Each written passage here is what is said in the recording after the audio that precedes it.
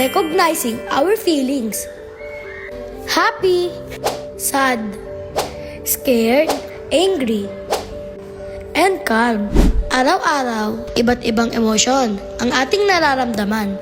At lahat ng iyon ay normal at mahalaga. Kapag tayo ay masaya, gusto nating ngumiti, tumawa, at makihalubilo sa ating mga kaibigan. Kapag tayo ay malungkot, minsan gusto nating mapag-isa o umiyak.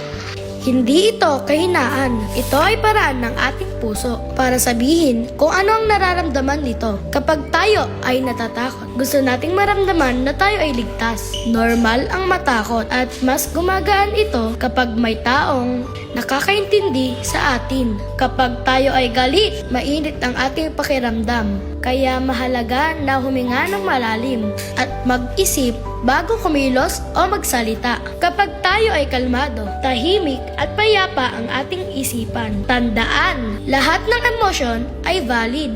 Walang maling mararamdaman. Ang mahalaga ay natutunan nating kilalanin at ipahayag ang ating damdamin sa tamang paraan. Ito ay isang paalala mula sa SPICT Balok Elementary School. Maraming salamat po.